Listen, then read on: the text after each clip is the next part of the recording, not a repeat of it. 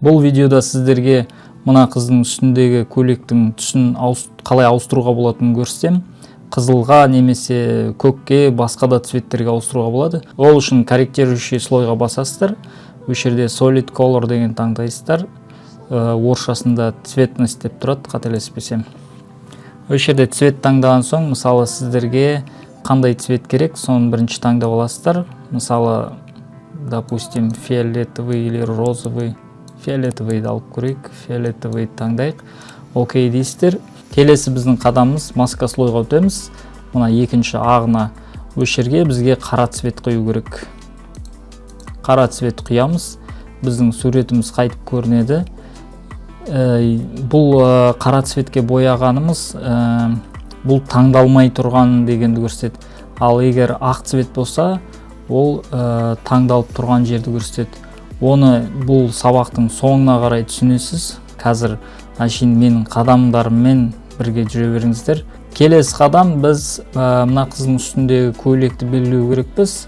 Ол үшін біз маска слойда тұрмыз. Қазір қайтып қыздың сурет тұрған слойға барамыз да мына жерден Quick Selection tool'ды аламыз. Белгілеуді бастаймыз. Shift-ті бассаңыз болады. Тағы да бәрін белгілеу үшін Shift-ті басасыздар. Белгілейсіздер.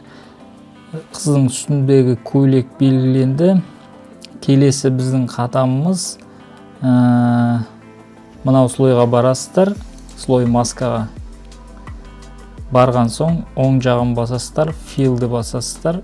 Бұл жерде Color таңдайсыздар. Color ақты таңдайсыздар. Ақ дегеніміз ол выделениені көрсетіңіз деген. Окейді басасыздар осы жерде. Окей. Біздің мына түсіміз қазір көрінді. Бірақтан просто плоский болып көрініп тұрды.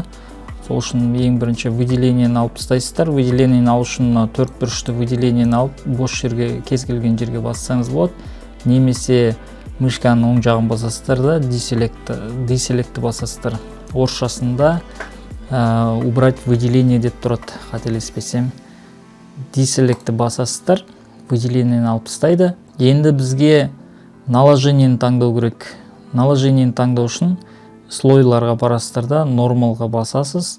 Бұл жерде Color деген таңдау керек. Color'ды басқан кезде біздің цветіміз ауысады. Немесе егер қызық болса басқаларына қойып көріңіздер. Мынандай мысалы Saturation, Hue деген. Бірақтан біздің основной қолданатынымыз ол жаңағы Color. Colorға барған кезде цветіміз өзгереді. Егер басқа цветке таңдау керек болса, онда мына жердегі маска слойға барасыздар да цветтің үстінен басасыздар 2 рет.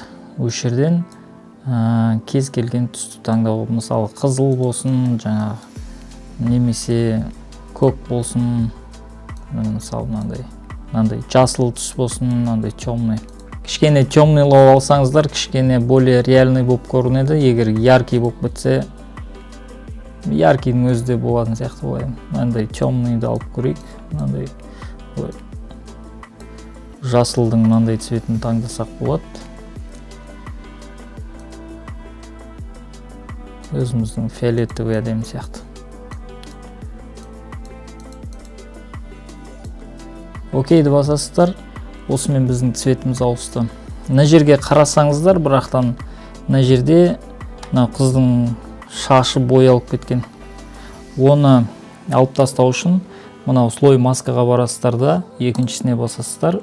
Осы жерде мынаны өшіргіш таңдайсыздар. Біріншісін өшіргіш таңдайсыздар да кистіңізді кішірек қылып, мысалы шаштың мына жері кері жоқ, бізге мына жері кері жоқ.